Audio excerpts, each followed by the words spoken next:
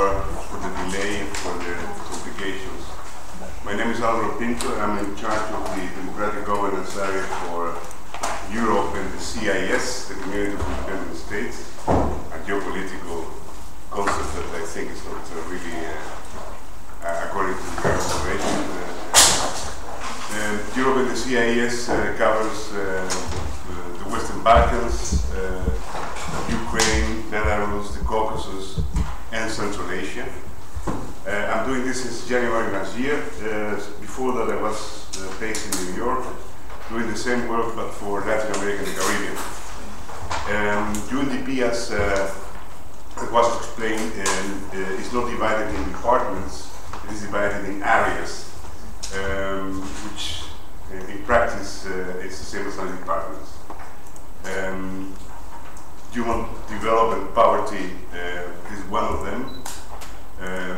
Most of the people working there are economists doing analysis, human development reports, and trying to help countries, governments in fighting poverty, reducing inequalities, promoting sustainable development, the issue of the central topic of this week lectures is going to be sustainable development.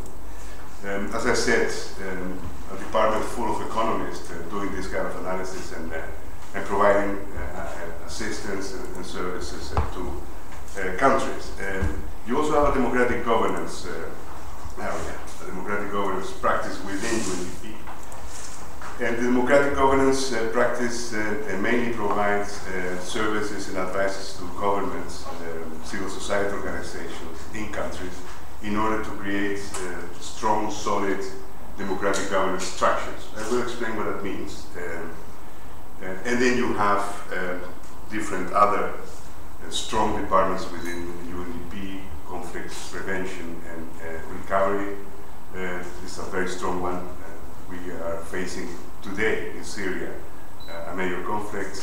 We have been facing major conflicts in Africa, in Congo, in Sudan, in Rwanda, and the UN and the UNDP has been very active in helping those countries to either prevent conflict when the conflict exists, to try to find a solution to the conflict, to put blue helmets, UN soldiers on spot, being able to secure a peace a settlement, and after the peace settlement, to recovery, to reconstruct the country. And there are, of course, the environment department area within UNDP, which is stronger and stronger because of the global agenda on sustainable development. You all have been watching, I think, what happened in Rio during the last couple of weeks, and what also not happening in Rio during the last couple of weeks, regarding what is going to be the sustainable development agenda. How are we going to secure that the planet, the climate is not changing, and the next generation will have the same habitat, or a better habitat, than the one that we are having today. I was asked by my colleagues, and I'm very happy for that, to give a kind of lecture of 45 minutes on democratic governance. Let me start by trying to give an analysis or explain why this governance concept comes from.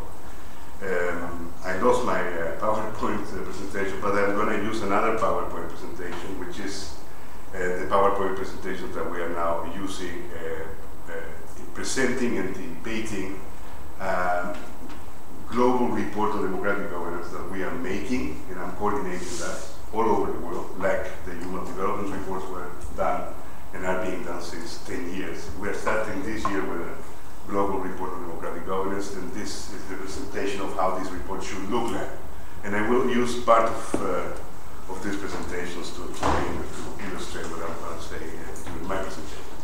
Three elements in the presentation. One is what is governance, what is good governance, what is democratic governance. Try to contextualize and understand where the concept comes from. The second one is going to be how is the world of today looking like? What is happening in our world today? What has been happening during the last decade, the first decade of the 21st century? And based on that analysis, what should be the agenda, the global national agenda that we should pursue if we want to have a better world, sustainable development. I think I'll try to connect to how economists look at sustainable development. Let me start by what is governance or democratic governance. If you look back, the concept governance actually arrives on the global agenda in a very pronounced manner after the collapse of the Soviet Union. After the collapse of the Soviet Union, before that you had two blocks. One was the capitalist bloc, the other one was the communist bloc. You had two different types of and concept of governance. One was the liberal, more or less capitalist understanding of governance. The other one was a very close regime type of governance understanding that the Soviet Union had. After the collapse of the Soviet Union, a new debate among political scientists and economists started debating what is governance today and how can we make our understanding of governance very useful, operational for the phase in which the post-Soviet Union will enter, which is going to be a phase of stage of transition from one type of economy, society, and politics into another one. Mainly, and I'm using a couple of very important papers and documents that you can get from the website, which appeared at that time and during this debate of democratic governance. As I said, at the beginning of the 90s of the 20th century, the term governance gained this attention and interest. The World Bank, IMF, bilateral donors, certainly countries like Great Britain and Scandinavia and the Netherlands, saw in good governance, then we jump to good governance, both the strategy as well as the policy objective that post-communist countries needed to follow in their political, economic, and administrative reforms. So good governance, we needed to define what is good governance, was what we prescribed to, mainly the World Bank, prescribed to the new governments in post-Soviet scene. The World Bank was leading there, emphasizing stabilization and state reform, particularly privatization as the remedy, as part of the good governance agenda and panacea for the developing world.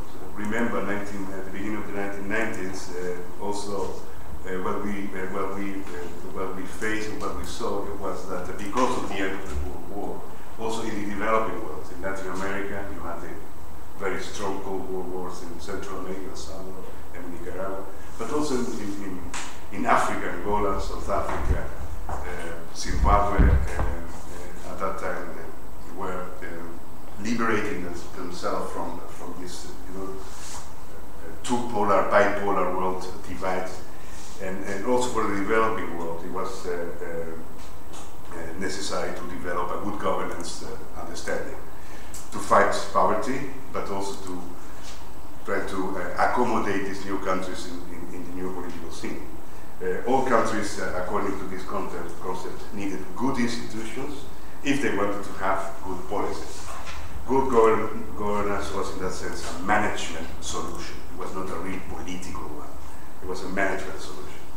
In 1997, in the policy paper Governance for Sustainable Human Development, UNDP defined governance as, and this is until now the definition that we're using, the exercise of political, economic, and administrative authority to manage a nation's affairs at all levels. It comprises the mechanisms, the processes, and institutions through which citizens and groups articulate their interests, exercise their legal rights, meet their obligations, and mediate their differences. If you want to remember this after what I said, you want to, because it's a very difficult concept, as you understand. But in nature, basically, it is about the act of government. the act of governing, not the government itself, but the act of governing.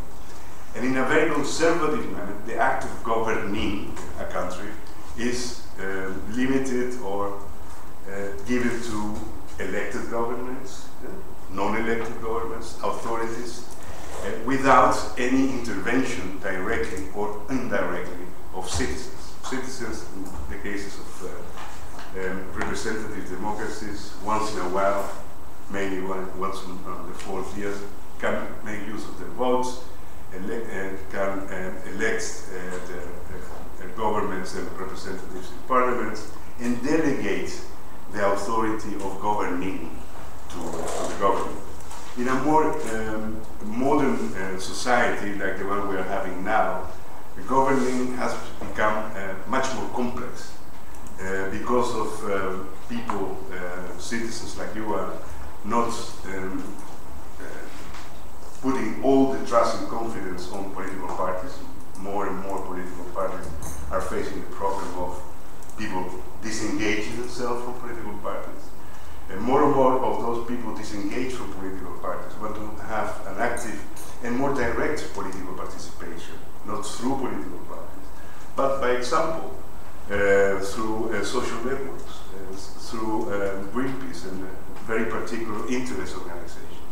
So you don't delegate that political responsibility only to political parties and to government. You want to govern and act during this governing by yourself. But this is something that we are going to discuss when we connect democratic governance to sustainable development at the end of my lecture. In 1997, as I said, UNDP for the first time gave a definition of democratic governance for sustainable development. From the very beginning, it was instrumental for sustainable development. In 1999, a group of World Bank researchers produced a paper under the name Governance Matters. And the researchers presented, after a very strong research that they did, a strong causal relationship from better governance, good governance, to better development outcomes, better economic development. And they studied 150 countries, and they revealed that if you have better governance structures, you will get better economic and development performance and outcome. Their definition of governance, and since then this is one of the most, I think, standard and the one I like most, the traditions and institutions by which authority in a country is exercised. That's it. The traditions and institutions by which authority in a country is exercised. And here they include the processes by which governments are selected, monitored and replaced. The capacity of the governments to effectively formulate and implement sound policies, and the respect that citizens and the states have for the institutions that govern economic and social interactions among them. Based on this World Bank, in the meantime, standard definition, UNDP has used to characterize governance by the form of the political authority that exists in a country. So you have a parliamentary or presidential governance system, a civilian or military governance system, an autocratic or democratic governance system. Second, the means through which authority is exercised, the management of economic and social resources, the public sector, and the ability of governments to discharge government functions effectively, efficiently, and equitably through the design, formulation, and implementation of sound policies. So more and more, the definition of this governance, and certainly democratic governance, is related to what the government is doing through public policies, how effective is the government through its public policies, and how legitimate is the government in the eyes of citizens. For UNDP, governance has several dimensions: the economic governance, including decision-making processes that affect a country's economic activities, decisions, for example, about tax reform,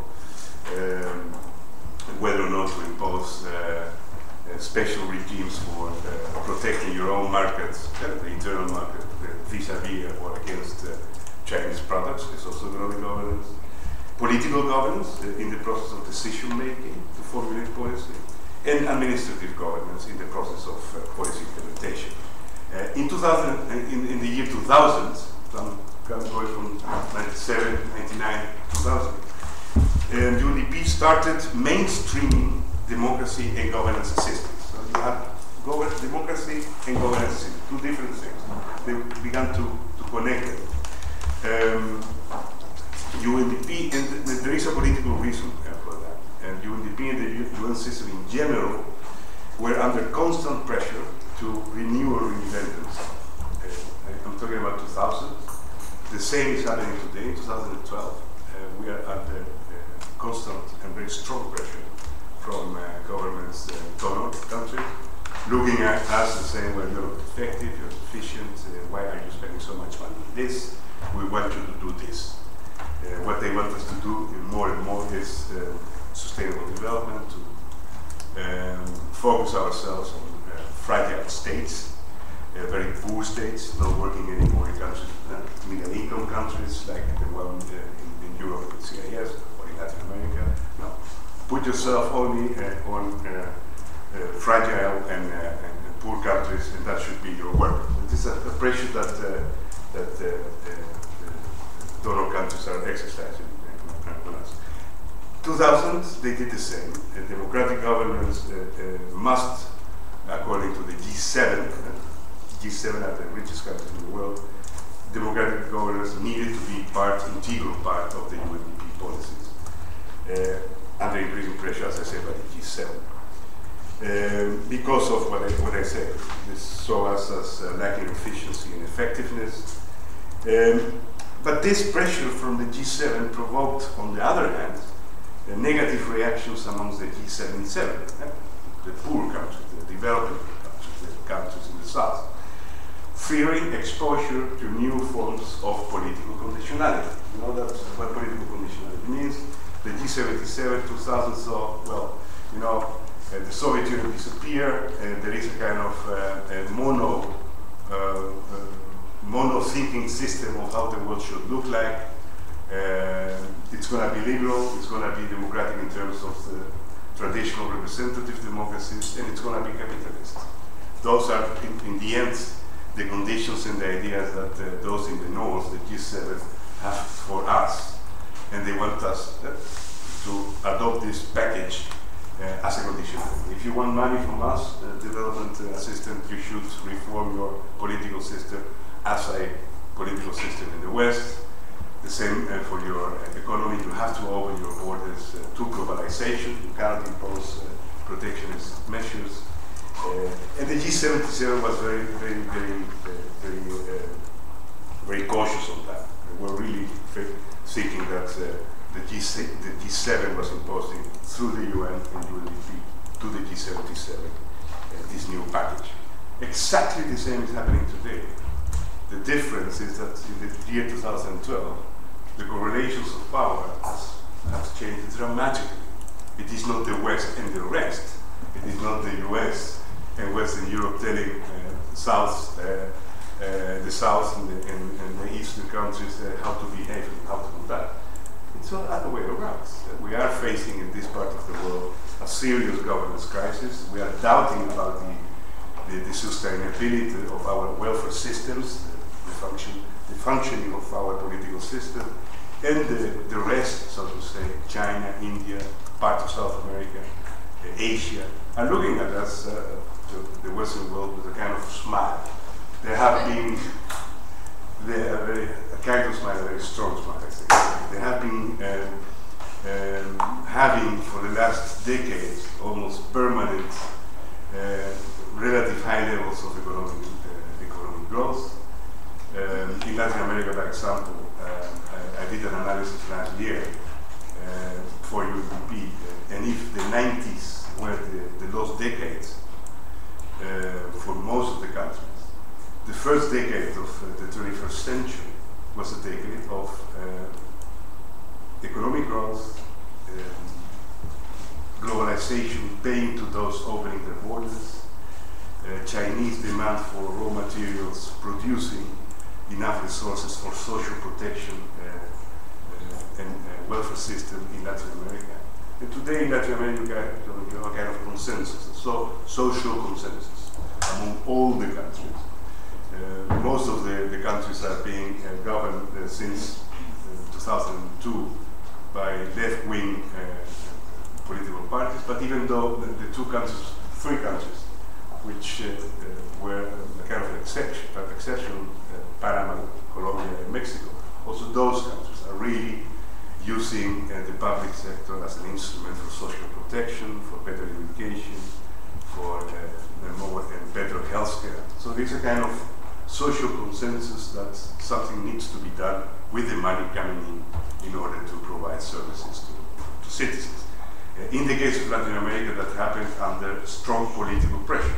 It was not that, from one day to the other, the elite woke up and was very illustrated and thought, today we are going to provide to all our people the services that our people deserve. No, it was under pressure.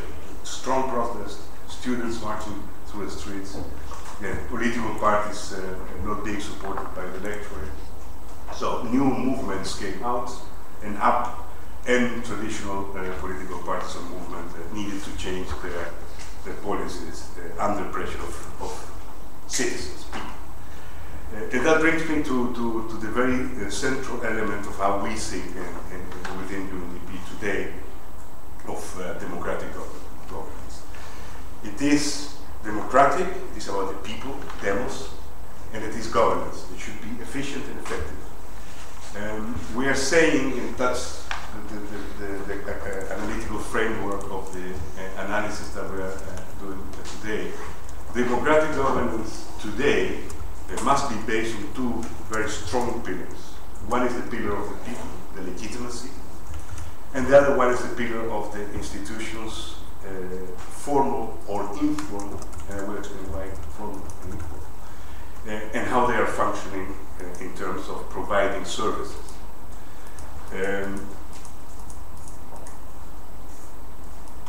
Because the world is a very huge laboratory of experiments, we cannot say today, in the year 2012, that we have only one concept of democracy working. I am personally, because of my background, very strong advocate of parliamentary democracy, because I really believe that parliaments are the place where laws need to be discussed, laws need to be adopted, and a parliament should be an open place where representatives of people debate and deliberate with each other. But in other parts of the world, political scientists, political analysts, civil society activists, many in the last group, are thinking another thing. They're saying, well, if you look at your parliamentary democracy, you see that it is not working everywhere. Look at the dysfunctioning presidential system in the US. You have a strong president elected directly by the people. You have a bicameral system, Senate and Congress. And what has been happening since the last years is a kind of hijacking of this presidential mandate by this bicameral system. The Republican majority in the chambers are limiting, obstructing actually the power of the president, and the president was elected. And that has caused in the US an impasse, 4 or 5 years of no real political decisions on several issues because of this, antagonism between the Republicans and the Democrats. So the system is not working, really. How is this system going to work? So you need to transform the system. Well, a debate is going on in the US about the transformation of the system. The same holds for Europe today.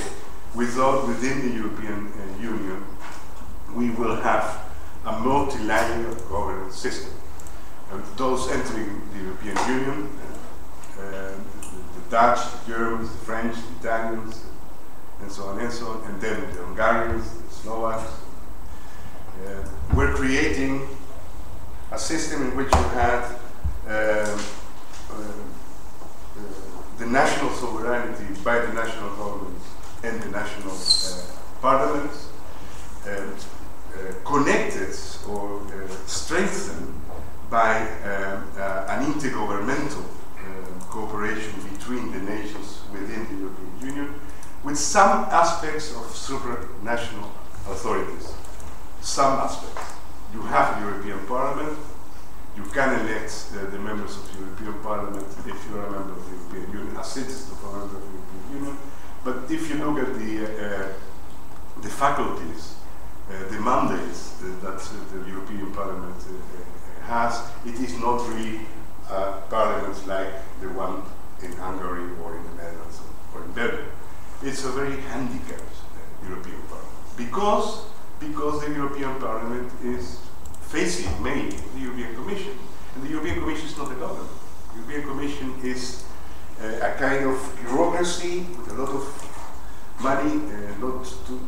People think that this European Commission is full of bureaucrats in Brussels. And if you look at the numbers are quite low for the responsibilities that they have. But the European Commission is not a government in the real sense or the traditional sense of a national government. It's a kind of bureaucracy with some departments acting like ministers. But Barroso, as president of the European Commission, has never the power of the Prime Minister of the UK, the Prime Minister of Spain. No, Barroso needs to deal with those, and then you have the higher level, which is the European Council, representatives of each of the national governments. Those who were together yesterday with the representative of the European Central Bank discussing whether or not this bailout will be directly given to banks in Spain. Well, I'm not going to enter that debate. You see that this governance structure in the European Union is also not working. And the question today will be, in terms of governance, what is the position of citizens there? The two countries that today, this morning, said and are putting in danger the agreement reached at the summit yesterday on the bailout for Spain. The two countries, one of them is Finland, the other one is the Netherlands. I'm from the Netherlands. I don't look very Dutch, but I'm from the Netherlands. The Netherlands said, the Prime Minister of the Netherlands said, well, we don't want this. We don't want any direct assistance, bailout money, to banks. We are not going to have an institution giving banks the money. This declaration by the Prime Minister of the Netherlands is putting in danger the agreement reached yesterday at the summit. And you know how the markets react when the summit is not clear about the measures. The markets react, putting pressure on the debt and the cost of the debt of Spain, and then this self-perpetuation of the governance crisis in Europe continues.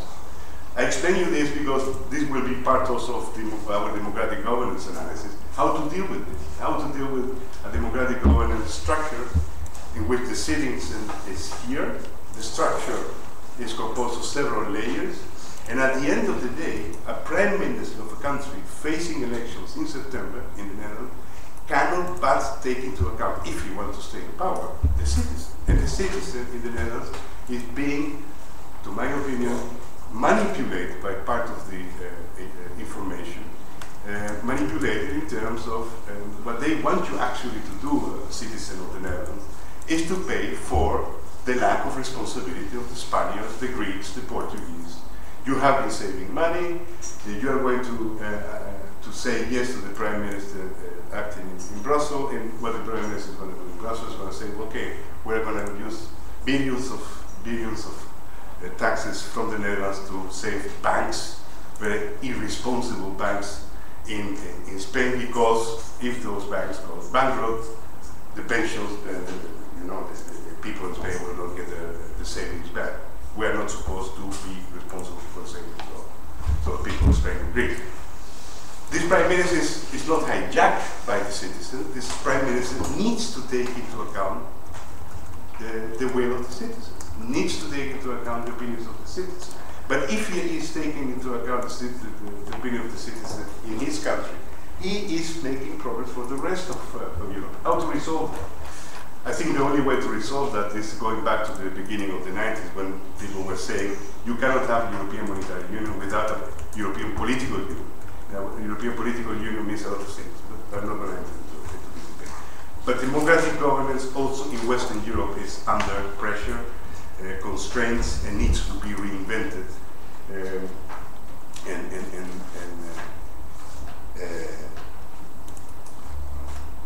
Let me go to the changing world of 2002 and 2012. I put it here. It's not really.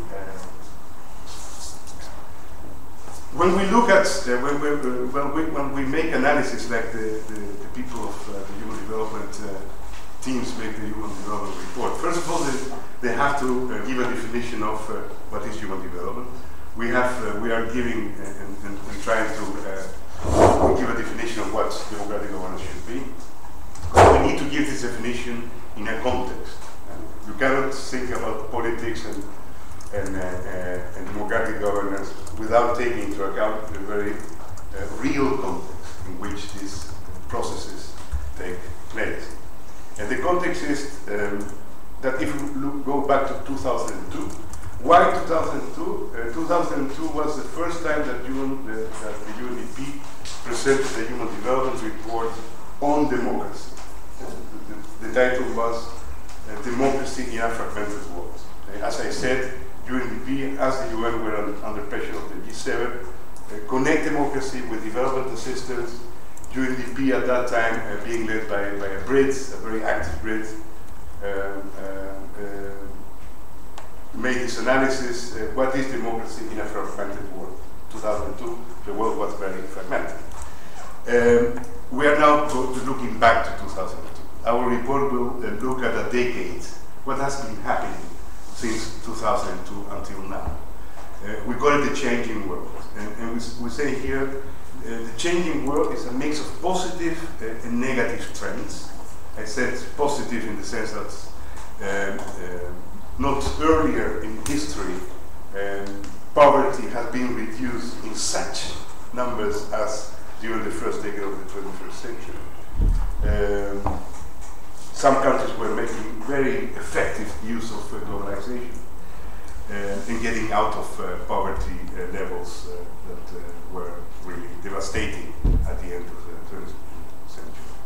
It is also a world of diversity, changing power correlations between regions and countries. Well, we all know that the Chinese and the BRICS, the Brazilians, and the South Africans are coming up. The Chinese, the Russians, contesting more or less the world order as it was constructed and supposed after the Second World War.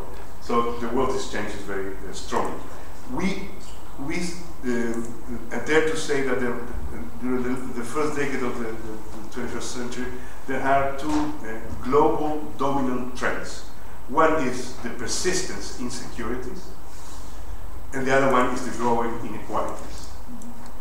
Persistent insecurities not only in physical, but also in social and economic terms. Vulnerabilities, uncertainties. At the beginning of the 2000s, you had multidimensional insecurities and uncertainties, socio-economic, political, civil, environmental. Rising cost of security, both crime-related and military, and state capture. What do we mean by state capture? I think that the most dramatic example of state capture is what you are seeing today in Mexico. There were elections yesterday in Mexico under the most unsecure conditions for citizens in the last, I think, century. Mexico lost in the last 5 years more than 100,000 people because of crime-related activities and insecurity. And the state is captured. The problem of Mexico is that the state is captured. The state cannot impose policies because those representing the state, the police and the military, are corrupted, connected to crime, so the state is not functioning. The state capture is something that was very much feared at the end of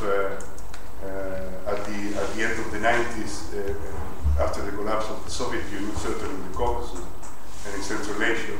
People were saying, well, these states will be captured by organized crime, and we will have problems with the nuclear weapons, we will have problems with drugs, and so on and so on. And if you look at the state capture today in the former Soviet Union, it is not as it was feared to be. There is a kind of state capture. That's why we are going to study what is the state capture that the state replaced in the former Soviet Union countries. In some cases by the former nomenclatura, in other cases by new nomenclatura, self-imposed nomenclatura, but there is a kind of state capture. And the ineffectiveness of political regulation of markets. This is, but you all know, the situation within the Western world.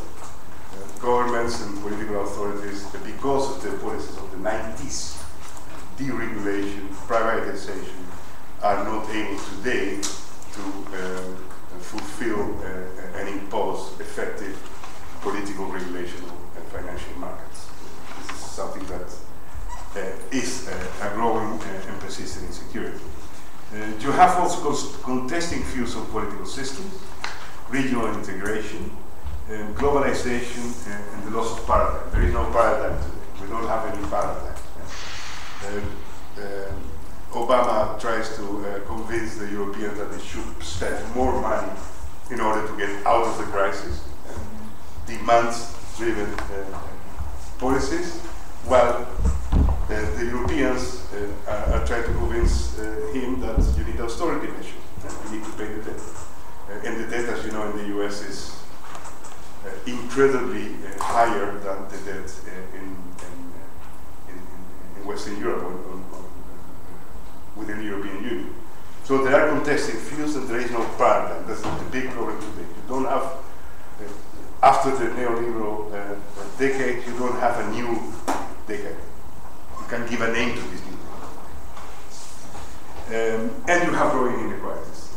The first decade of the 21st century was one of growing inequalities everywhere. Unequal, effective exercises of civil, political, and social rights, unequal environmental risk, increasing imbalances in capital-labor relationship. If you look at the development of incomes in the U.S. and mainly in the Western world, capital has been gaining more and more income, while labor has been reducing its portion, its participation in income during the last decade. And you have, and that's the last thing, very weak international public institutions and new imbalances. If at the beginning of the century we thought that we would have a new round of liberalization of markets and opening of trade, nowadays nobody talks anymore about these rounds of talks. And the UN also is not in the best position today. And these growing inequalities are producing situations in which social contracts are under pressure. Long-term planning and populist politics are gaining importance. And the last two, the long-term planning and populist politics, I think is the governance issue that it is most related to the sustainable development agenda. If you look at the lack or modest results of the negotiations and conversations in Rio, it is related to the fear by some countries to engage themselves, commit themselves to take decisions and implement measures which are unpopular. Look at the energy cost. Within UNDP, we have been talking during, and certainly Andre and Michael know much more about it, within this region, about the necessity to put an end to energy subsidies. But one of the things that, in terms of governance, has demonstrated to be very difficult is precisely that. Nigeria tried to do the same, relating to only energy subsidies, and you have you had a huge revolt that, at the end of the day, obliged the government to retreat. The same happened in Bolivia with gas. The same is happening, I think, in part of Central Asia with other energy subsidies. So there are very tough measures that you need to take if you really want to save the planet and limit the magnitude of the climate change. You will need to have the governments daring to take those decisions. And most of the governments are, because of being democratic, are bound by the willingness of the citizens to pay more for energy. Most of the citizens are not willing to pay for those sustainable development policies. And that makes long-term planning very difficult, and sustainable development decisions very difficult to take also. And it creates a lot of governance new problems. One of the things that we are studying within UNDP, the World Bank is doing the same, so we are not unique in that, is the governance of natural resources. More and more natural resources are being discovered, are being used. This is certainly the case again, I have been working there, so excuse me for using this as an example. But Latin America is a very rich continent in natural resources, but at the same time is a continent with natural resources very close to indigenous communities. And those indigenous communities were not included in the traditional governance structure. They were excluded. The capital was governing, and these communities were more or less left aside. These communities are now complaining against Chinese or other companies coming to exploit the natural resources in their community. And when they are complaining because of traditions, and we don't want these people to come here and to destroy our earth, they are posing a very strong problem, a very serious problem for a government in terms of if we want to increase the expenditure on public sector policies, health, education, we need the money. But in order to get the money, we need to get investors. So we need these companies coming in to invest in natural resources exploitation, because that will give us the money. But at the same time, if you are a democratic government, you have to take into account these communities. You cannot impose them against their traditions, decisions that may, perhaps economically, for the short term, are sound, but in terms of sustainable development, certainly not, and in terms of democratic government, also certainly not. So the governance of natural resources is something that needs to be looked at, and the governance of natural resources will demand a different type of thinking of democratic governance. It will be one in which, and I'm going to jump into the conceptual framework when we are thinking, in which, first of all, we will need to look at what people want. We will need to assess, investigate the new perspectives and expectations of people. We are doing this using the barometers in Asia, Africa, Europe, Latin America. Every year, a group of researchers make an analysis of people's expectations, and they ask a set of questions, and then they get an idea of what people expect in terms of what should the government do for me, how people trust political institutions, and how people are now participating in politics. More and more people are participating, as I said at the very beginning, in a more direct manner in politics. They don't want to participate through this boring traditional political party. No, they want to create this social network, their own citizens' networks, discussing through the net how they think and deal with political issues. So what are people thinking?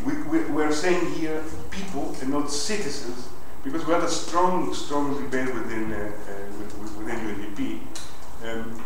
In some parts of the world, not all people residing, living in a country are citizens. They are excluded from civil, political, and social rights.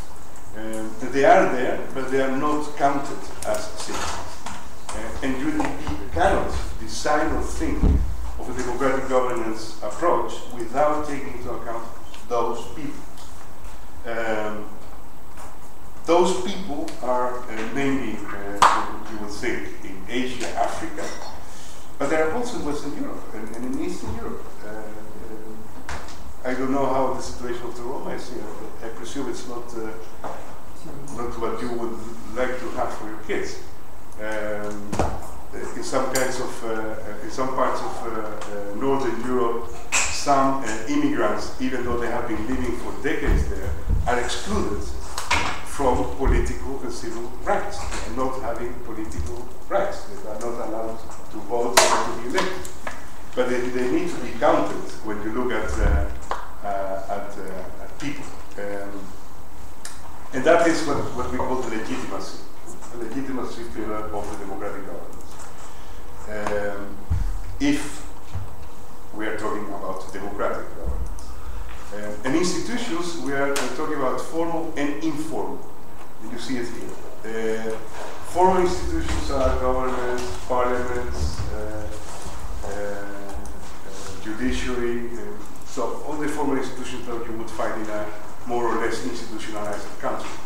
But in some countries, you have very strong informal institutions, like the mosque, which is not a formal institution in terms of the state, but which is, because of the lack of the state, performing state services.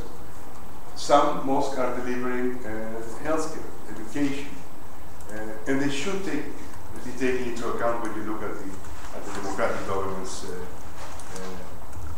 setting.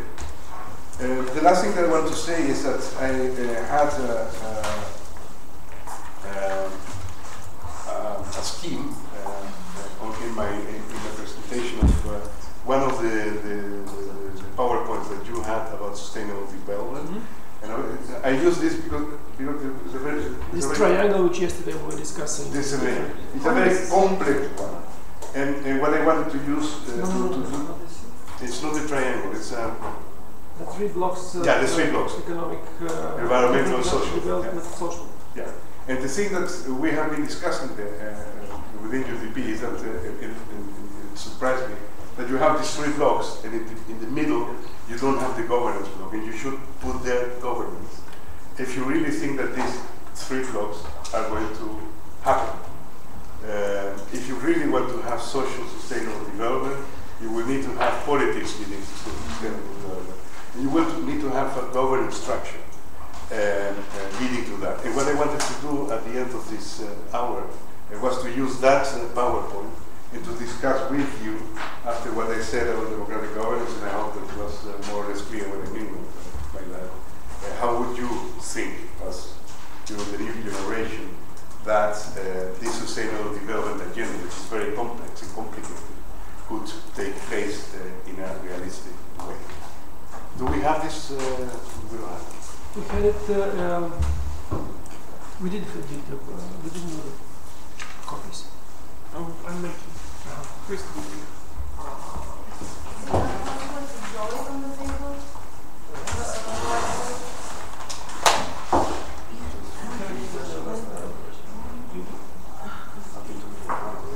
Maybe you can continue just briefly. I'll just take this off. You were yesterday with the other presentation. presentation? Same group or not? Yes. Yes.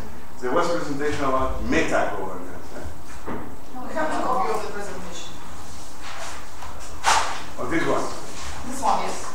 Yeah. Oh, yeah. Okay. We can use it. Okay. Yeah. So we have here.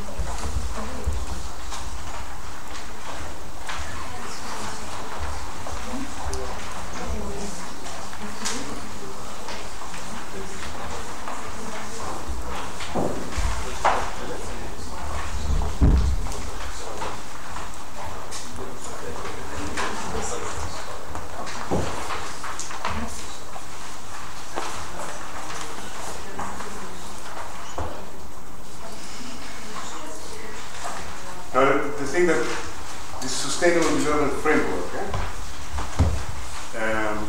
you created it, Andre? We created it. Yes, we spoke yesterday. You spoke yesterday, right? Just briefly as an introduction, so. Yeah. Because, you know, if you look at it, you want to have inclusive growth, green growth, ecosystem services, green and decent jobs. So if this is a sustainable development framework, and if this is what the government of your country should do, if taking the country as an example, the question is how are you going to do this? And I asking this question because one of the central elements, and I think we all know now that governance is about politics, and politics is about conflicts of interest. How are you going to resolve the conflicts that will be involved in this sustainable development framework? Because there will be conflicts coming from the economic sector, from the environmental sector, from civil society organizations. And how are you going to organize this conflict with that reducing processes? I think is the main question behind a governance approach. What our work is, as people working for the UN in governance, is if we look at country X, and if we look at the actors and the factors in country X, and they ask us to advise on a governance approach, we need to make a very sound analysis of all the conflicts that will arise during the process, how long this process will take, and then advise to the government, civil society organizations, parliaments, and how to deal with them. In some cases, we are very frank, and we say, this is not going to happen because you lack the resources to have decent jobs. And your country is, for more than 60%, an informal economy. Only 40% of economic activities are formal. You can't try to create decent jobs in this formal part of your economy, that they won't survive the informal part of the economy. By example, we were a couple of weeks ago in one of the countries where we work, where we know that one of the main small countries, so a country that in theory should be very easy to deal with. A country of less than 1 million people, a country of a very homogeneous population, they don't have any ethnic problems among themselves, a country where, and this I think part of the problem, the same group has been in power for very long, over a very long period. So it is a very intransparent governance system. A country that is facing the big problem of corruption, and part of the political class and economic class mainly is realizing that they have to fight corruption, they have to fight bribery if they want to develop stuff, if they want to attract investments for the economy. Creating a special institution to audit, to monitor and to punish when they think that some corrupted activities have been taking place. But if you look there, and you are there for a couple of days, you realize that the institutions are so weak that they won't be able to cope with this big problem of corruption if they don't enter the public sector in general. And then the advice is, if you are able to put this amount of resources for only this period, in order to do this, my advice is don't do it, because it won't work. It won't work. It will require more than what you are able and willing to put on the table. Your commitment should be for a long period of time. And the same thing holds for sustainable development activities. They are very difficult, and maybe we could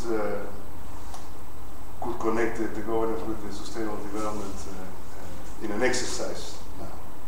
Good. And it will be a good transition to my next lecture. Okay. Let's do the exercise. How do we do that? Question. First, let's have some questions. Yeah, because yes. Questions, but I'll try to be very short. Yeah. The first one would be when you mentioned about the Netherlands Prime Minister's speech that he said that we are practically not going to save those. But do you think that it's really fair for the whole European Union, like from citizenship point of view, to save Greeks, Spanish, and Portuguese for what they've been doing, and they're even not willing, like, to stretch themselves and to go on low budget approach, let's call it like this, because actually, okay, Germany and some other countries are very much interested in doing this because actually they are not saving the country. What they are saying is their investments there. So whether you think that most Europeans would agree that let's keep on putting billions of euros to these countries to save them. And the next question is regarding Latin America and their natural resources, because I've been doing a small search on that some time ago, and what I noticed that the new investments, when they are coming from the foreign countries, USA, China, exploiting their natural resources, the thing is that the way they are exploiting, they are not really sustainable from the natural resources point of view. They are not sustainable from the point of view of indigenous people, and the investments that actually is the main kind of, not excuse, but the reason why they're inviting our foreign countries. Most of the time, you know, it's not very clean money and remain in the hands of bureaucrats of some lobbied people. Okay, some of course go to budget because you cannot avoid, but so I mean, why that indigenous people and society really would like to bring these foreigners to exploit their investment, because afterwards they leave all the degraded environment, everything to you clean your mess, but actually they don't bring any substance for the country. So why we should be very keen to bring them to the country. So I think the opposition that we have is really the point. I mean, it's really should be there. So what's your opinion from that side of you? Shall we? You will answer directly, or Let's on the Netherlands? I mentioned the example because the position taken by the government today is partly based on that they really think it is not going to help directly banks. National governments should be accountable for that, not banks. not the European Central Bank. And partly because of politics, internal politics. And if you say, do you think it's good that the citizens, the Dutch citizens... Like from the governance, good governance. From the governance perspective, I think it is irremediable. It is a fact that if you have a democratic space, you have elections, and you have well-informed citizens, those citizens will have demands and articulate those demands. And if this Prime Minister is bound to win the elections in September, he will need to take into account that part of the citizens that he wants to get to him will say, no, we don't want to give this money to irresponsible and so on and so on. It's a fact. And I think that you need to take into account that mere fact when you think about the governance structure of Europe. Whether you like it or not, it is a fact. Yeah, it is a fact. The only way to bring a solution to that fact would be, for example, European elections. And there were times when social democrats and Christian democrats were dreaming about European integration, and they created back in the 80s, and I was part of it because I was in the social democratic movement, the Social Democratic Party, which is represented in Parliament in Brussels, the Christian Democratic, the Popular Party. And they wanted to have European parties, European elections, one strong European Parliament, one strong federal government, which would be the Commission. And that actually would be the best model if you really want to have all citizens involved. You want to have a new form of organized solidarity with them. You will need to have one tax system, one federal system, but we don't have it now, and people are very reluctant to give, more and more powers to Brussels. And not only the Dutch, also the French, the British have always been reluctant. So the setting is not really the one that is very favorative to make this step. On the natural resources in Latin America, I think that more and more countries in Latin America have governments, like the government in Bolivia. The president is an indigenous people man. The governments of Ecuador, certainly these two governments, in a certain part Brazil also. But these two governments went through reforms of the constitutions, in which the rights of the indigenous people and the sovereignty of the country over and about the natural resources are very clear in the new constitution. So they have legal frameworks to protect themselves against these multinationals coming in, exploiting everyone out. And there are procedures, very technical procedures, to involve an environmental specialist to look at the consequences that an investment by the multinationals could have. And there are examples of multinational enterprises dealing with having contracts for natural resource exploitation according to environmental requirements, taking into account the communities, indigenous communities around them.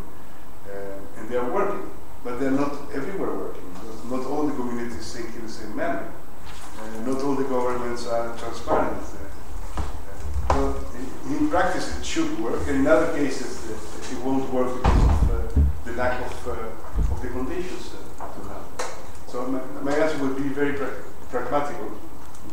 Don't say no to the exploitation of natural resources, because it's not exploitation in the traditional manner, the use of natural resources in a sustainable manner. You need natural resources to develop your country, and you need economic growth and development if you want to have education and healthcare policies.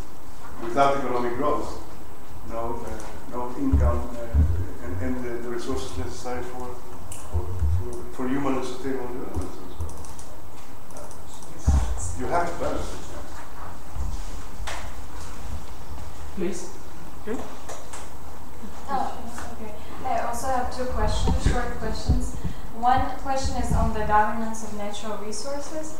I come from Kyrgyzstan, yes.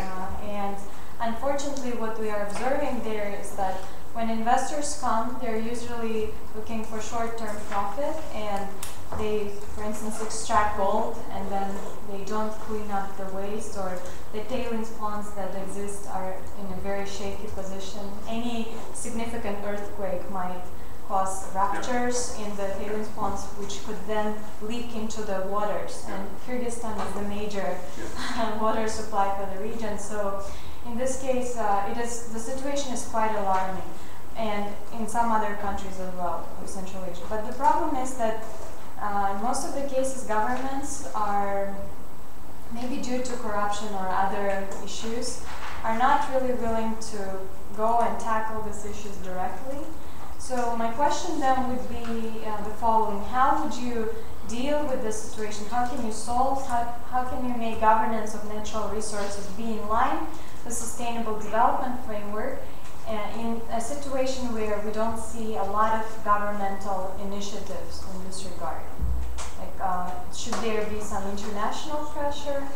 And I don't know, how can this happen? Because what we observe at the international level is, again, this framework which is favorable to investors, where we have ICSID, that in some of the cases they have even found environmental regulation as expropriation, like indirect creeping expropriation. So, I mean, what would you say, like, what can be done in cases where, you know, not all governmental institutions are willing to really help the communities and people? That is my first question. And the second question is on the Venn diagram. That's the one that I talked about, and the good governance model. Yeah, I really like this idea. But then my question is, do you think that could you maybe like make the example or come up with the example of countries that, in your opinion, demonstrate this good governance in all spheres, like economic, social, environmental, which could be a good model? Is there such a thing, or is it just a theory, and all countries should try to live up to those, you know, standards that we aspire to have? Yeah. On the first question, to be honest, I don't know exactly what the situation is, and I think to give an answer, you need to know exactly what the situation is. So you need to start by making a very sound analysis of what you are describing. If the government is not really willing or actively promoting a sustainable development approach on this particular issue, the question is why. Is there any incentive lacking? Can any incentive be constructed, produced, developed to a government to do this? And incentives come from the international community. Incentives like technical assistance, international recognition of the government being a best practice and being recognized internationally as a country really doing things that are necessary for humankind. So you can have those kind of incentives. And so you need to look at the why and what would be the incentive to promote something like this. Second, as I said, in the governance of natural resources, it is not only governments that are really the actor, also communities. And more communities are directly affected or are having direct profit and gains from natural resources investments. And communities should be involved in a governance chain or system connecting it to the private and the public sector. And this is something that we as UNDP are more and more doing, trying to create structures of cooperation between public, private, and communities around some natural resources, forest, water, and some resources related to minerals and the exploitation of minerals. So that would be my answer. That you need to look at the specific country and look at the incentives, the actors, which will be the factors of a sound, sustainable development approach. On the second question, do we have best practices in terms of natural resources and communities. There are some good practices in countries like Costa Rica, where natural resources like forest and the real nature are being used in a very friendly, sustainable manner to develop the community, to extract, and not in the negative way, but to extract resources that the public sector needs for the general interest, for the national interest, and involving private enterprises, national as well as international, conducting themselves and acting in a sustainable manner. But there are not, most of those examples are examples of natural resources in which pollution is not really being involved, in which no minerals are involved. Costa Rica is one of those examples. It's a very, very good example of best practice. Small enterprise. It is also surprising to notice that you mentioned Costa Rica, and yesterday Mr. Laszlo was saying that this is the nearly one country which is having high HDI and low CO2 emissions. Yeah, it is a small country, very rich in nature, with an incredible long tradition in democracy, and this is not an accident. We as researchers are always looking to the connection between democracy and sustainable development in order to convince the world, be democratic and at the same time be sustainable in terms of your policies. Costa Rica is one example, and the fact that it has been so democratic for so long a period with such strong institutions is not a coincidence. It is really one of the forces behind the sustainable development approach and very high development figures. Okay, I think there was more questions there. One last question or two. Have seen the internet. Actually, I have a remark, not a question, so I don't know whether I should go ahead. On the European situation, and I work for the Commission, so I might be a bit biased. Did you work for the Commission? By the way, we'll talk about this also in the next lecture. A lot about. Okay. That's European situation, governments, and so on. Okay. No.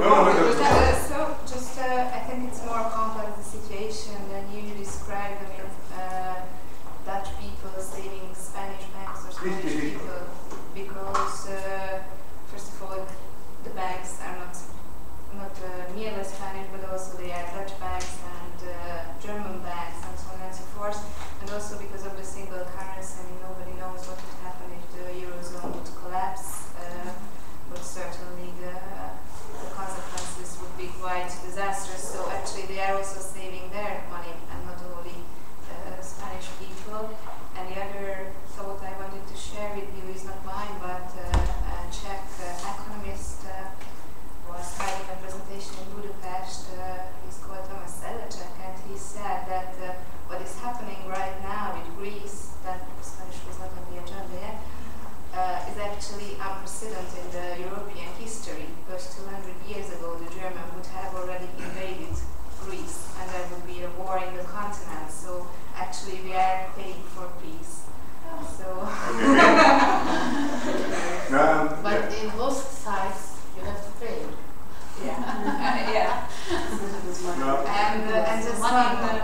just one last remark that actually the Commission is working now on European economic governance. We will see whether it's going to work or not. But most of the proposals were on the agenda 5 years ago on the Economic Council, but it was swept off by member states because they were keen to have the national sovereignty. And now, thanks to the pressure of the financial crisis, they are now more ready to give up at least some part of national economic sovereignty.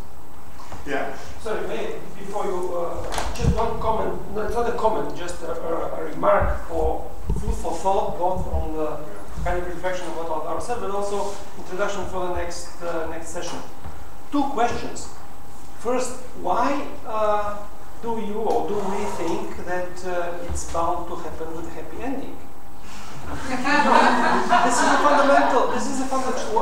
This is a fundamental issue. Everybody somehow builds on the assumption that No, the worst scenario is simply impossible. How come? So let's start thinking a little bit out of the box. It is possible. And second, when we talk about paying and non-paying and all these shifts in value or value transfers, who said that life is fair, particularly in this economic sphere? It's another wrong assumption. So I'm serious, I'm not joking. We are building on two wrong assumptions. First, that there will be happy ending by default, and second, the life is fair because we have democracy and market mechanisms. Wrong, and I will try to explain it in the next lecture. Okay. Let me react to what you said. I'm very glad that you mentioned that what you said. That what I was describing regarding the Dutch sentiments of some part of the Dutch voters, happily not the majority, but some part of the Dutch voters do have that sentiment, like German sentiments, like the British sentiments, that they are paying for. And this is nothing new. You know, with Thatcher in the UK, you had precisely the same sentiment, give you my money back, you know, remember that? At the end of the 70s, at the mid of the 70s. And so this sentiment is something which has coming and going regarding the European integration. And it is today in a most dramatic manner because of the crisis of the governance crisis taking place today, in which very many actors are involved.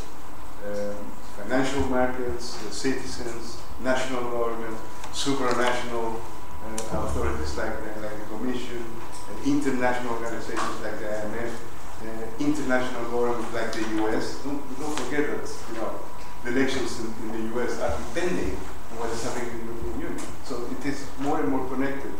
And any decisions that one takes, and that was my example, because of a particular interest of winning the elections and taking into account the citizens, like it's happening in the Netherlands, can have strong repercussions. And I'm not in favor of those sentences, not at all. I understand what you're saying. Many others are paying for the Greeks and the Spaniards, a lot of banks and interest involved, which is not that simple. And the other thing that you mentioned about the European Commission having a kind of mandate in economic governance, it is true. It's true that you have, and Almunia is involved in those things, and Cruz, but at the end of the day, it is not in the magnitude and the seriousness of what you need. And people at the beginning of this process with Maastricht, Amsterdam, Lisbon, they really realize that at one moment you will face what we are facing today, that you need to have strong institutions. You need to have a very strong supranational authority, which is lacking today.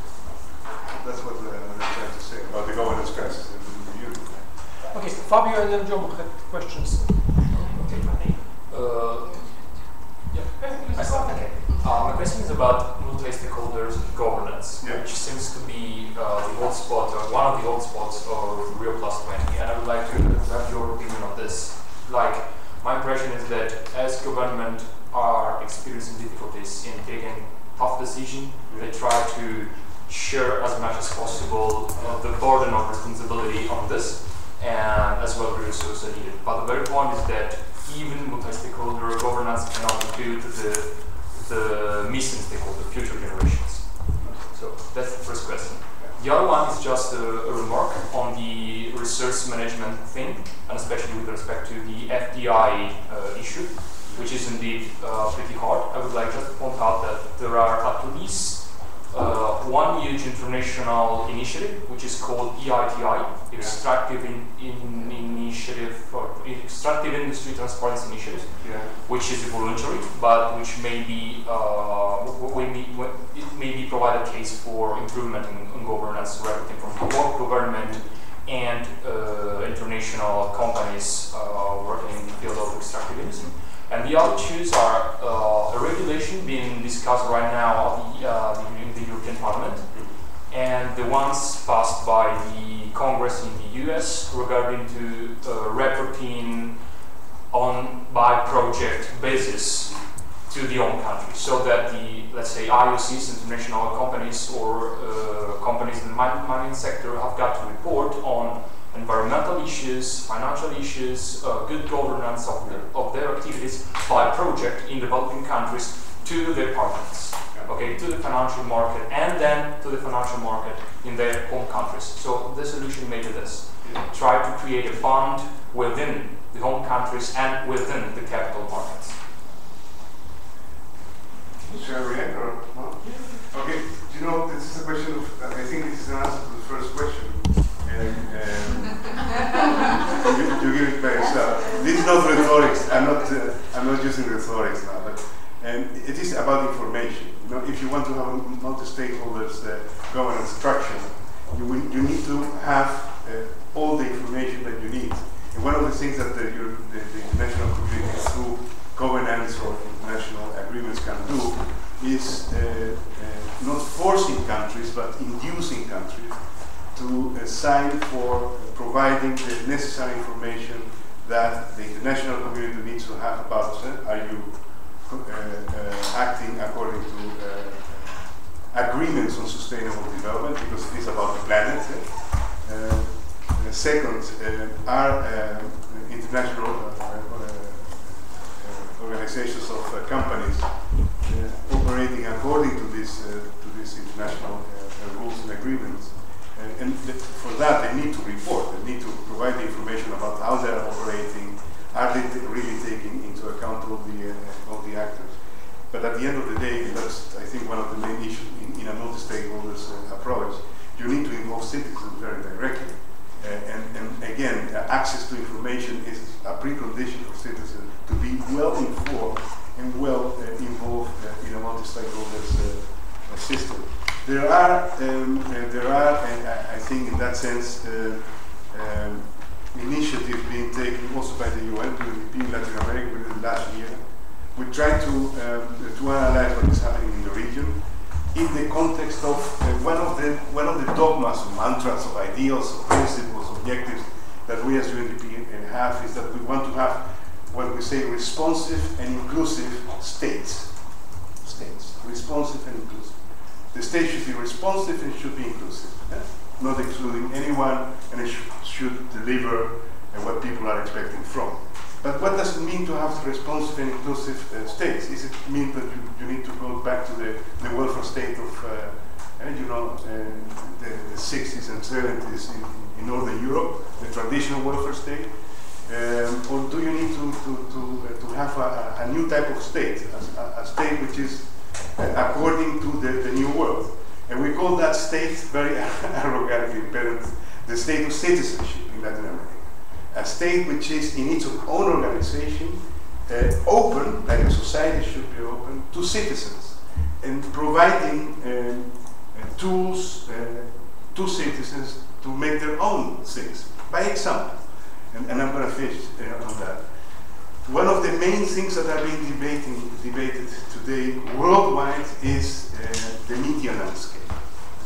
What to do with frequencies. You know what a frequency is for a radio station. You get the frequency because you pay to the government, and you can have your own radio station. And a radio station is really a fantastic industry because you get money from the shop in the corner to advertise. You get a lot of money. So it's a really profit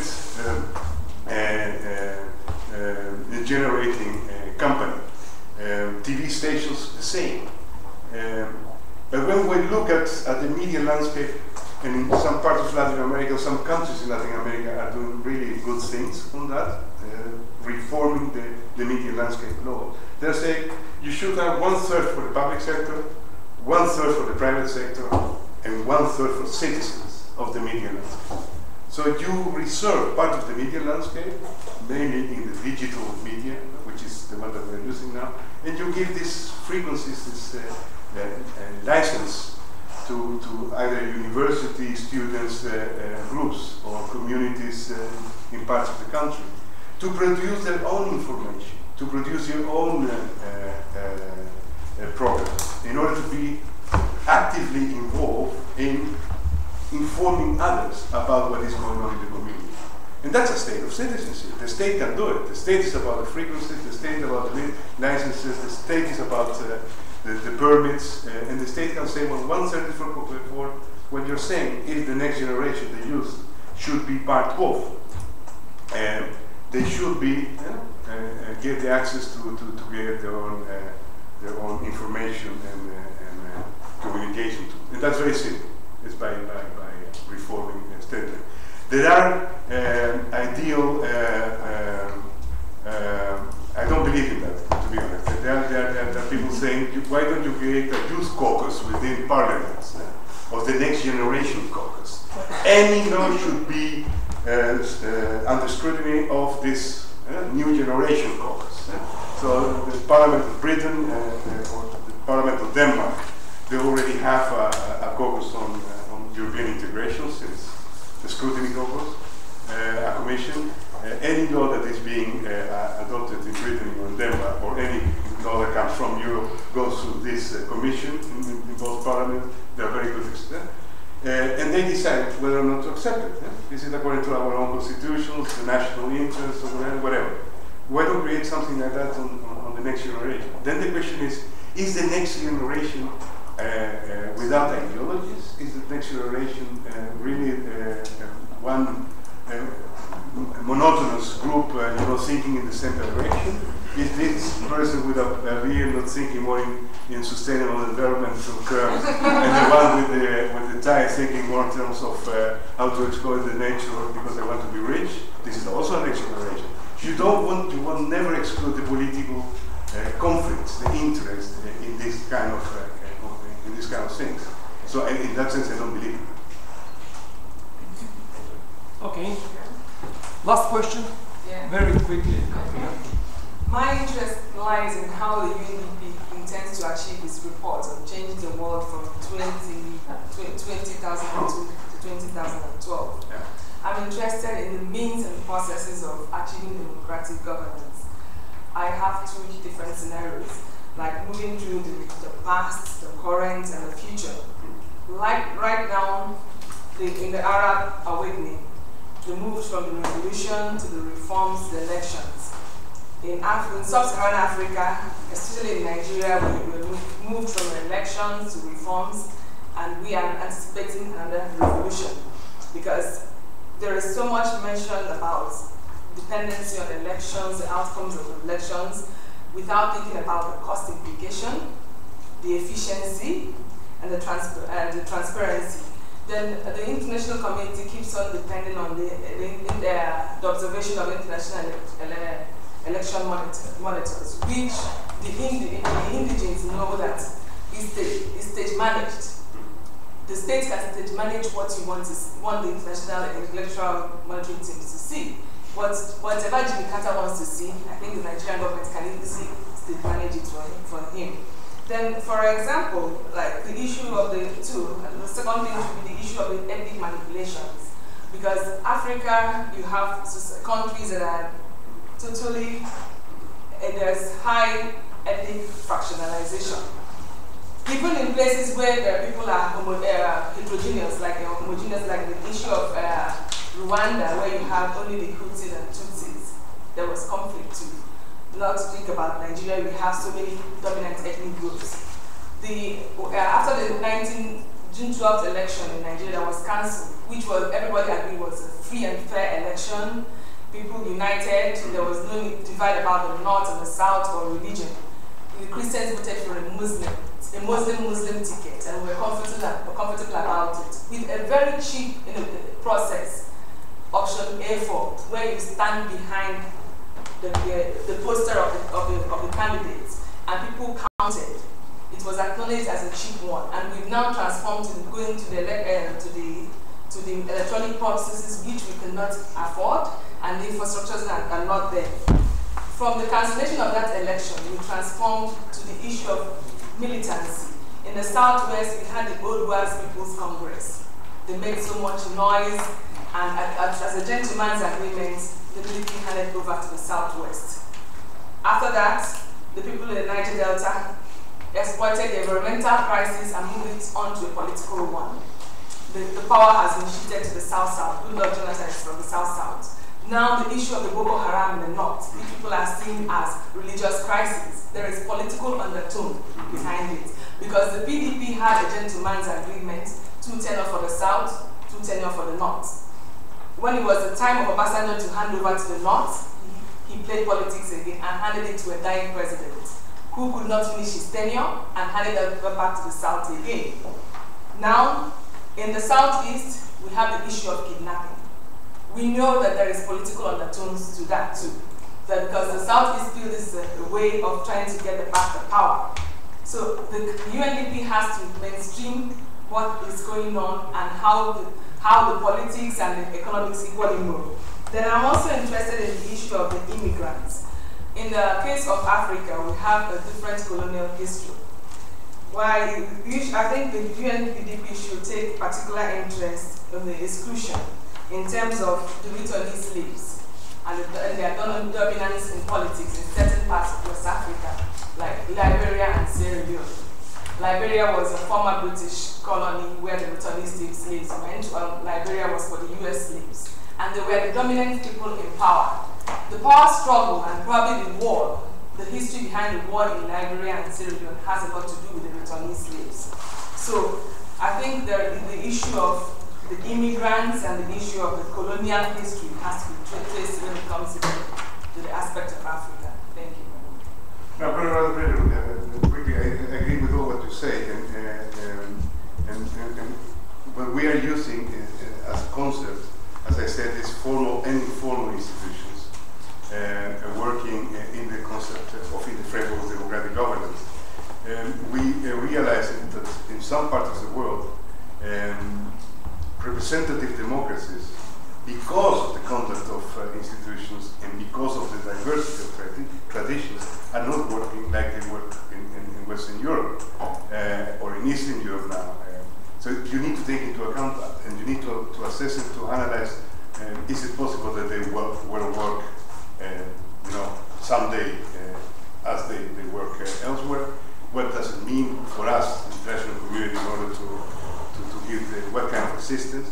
Or do we need to recognize, we should recognize that there are other traditions working in a much more effective manner with a democratic governance effect and result. And this is what you are actually mentioning.